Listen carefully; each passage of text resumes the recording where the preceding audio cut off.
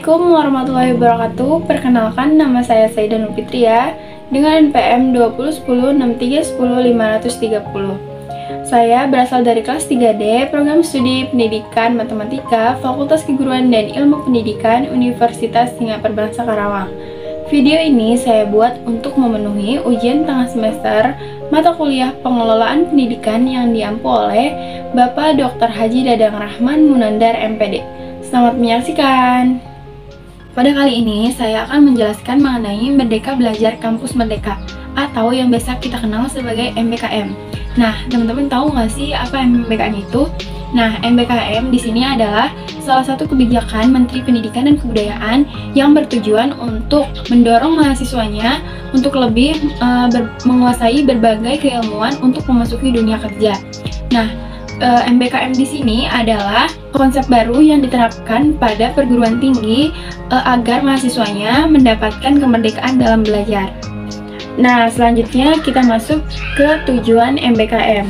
Nah, tujuan MBKM itu adalah yang pertama, dapat diharapkan menjadi jawaban atas tuntutan pembelajaran yang inovatif agar mahasiswa dapat meraih proses pembelajaran mencakup aspek sikap pengetahuan dan keterampilan secara optimal.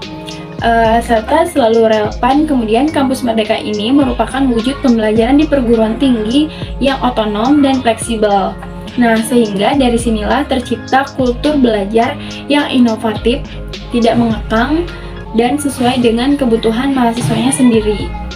Konsep dasar MBKM yaitu ada beragam waktu dan tempat, free choice, personalized learning, berbasis proyek, pengalaman lapangan, serta interpretasi data.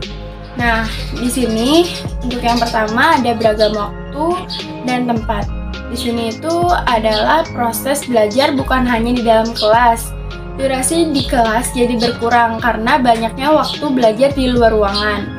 Nah, secara teoritis lebih banyak di luar kelas, sedangkan secara praktisnya banyak di dalam kelas. Kemudian yang kedua ada free choice. Nah, free choice ini dipilih siswa sesuai dengan perangkat program atau teknik belajar sesuai siswa mempraktikkan cara belajar yang paling nyaman sehingga dapat mengasah kemampuan para siswa. Kemudian ada personalized learning, yaitu menyesuaikan si pelajar dalam memahami materi dan memecahkan masalah serta jawabannya sesuai dengan kemampuan atau ide-ide yang ia gunakan. Kemudian ada berbasis proyek.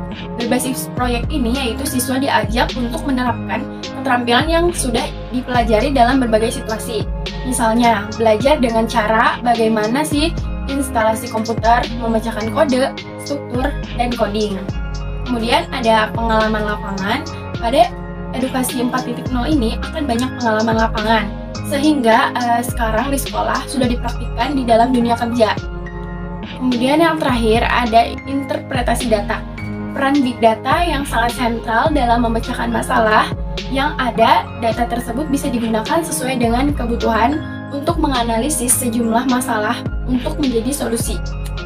Implementasi atau observasi pada sekolah, saya memilih SMPN 1 Karawang Barat sebagai objek wawancara saya. Nah, di sini saya mewawancarai salah satu guru yang mengajar mata pelajaran prakarya dan bahasa Inggris yang bernama Ibu Aas. Nah, pada proses belajar yang diterapkan beberapa tahun belakangan ini banyak menghabiskan proses di dalam kelas karena ibu di sini mengajar prakarya dan bahasa Inggris. Kemudian untuk teknik belajarnya agar lebih bisa merasa senang saat belajar, untuk sistemnya di sini ibu seperti pengerjaan tugas dibebaskan si kreatif siswa bagaimana untuk menyelesaikannya, namun tetap diharapkan untuk memenuhi syarat-syarat umum yang menunjang tugas tersebut. Nah, selain tugas mandiri ada tugas proyek atau yang biasa kita kenal sebagai tugas kelompok.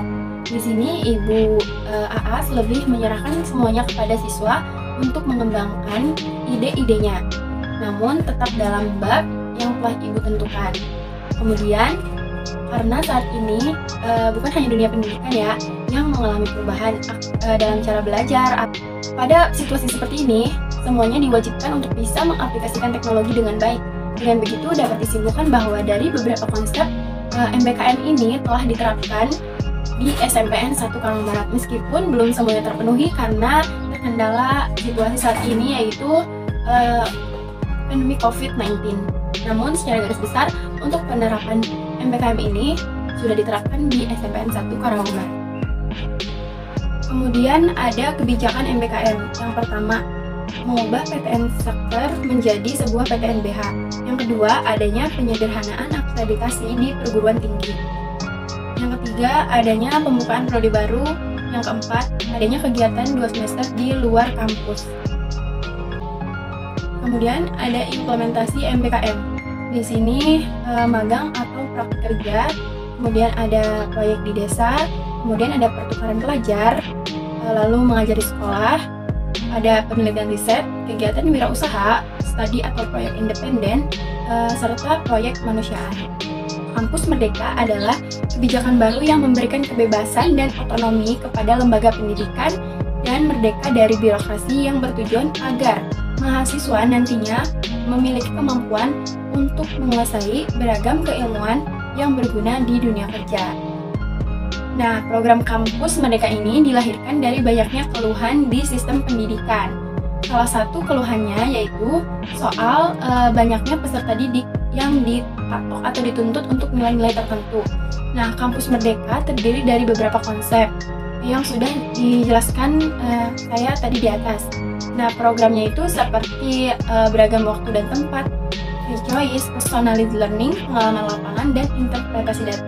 Dari konsep-konsep tersebut, setelah kita melakukan observasi ke salah satu sekolah, dapat disimpulkan bahwasanya beberapa dari konsep Kampus Merdeka ini sudah banyak diterapkan dalam kegiatan proses belajar mengajar di kelas, yaitu di SMPN 1 Karawang Barat. Cukup sekian pemaparan materi dari saya, kurang lebihnya saya mohon maaf. Terima kasih. Wassalamualaikum warahmatullahi wabarakatuh. See you.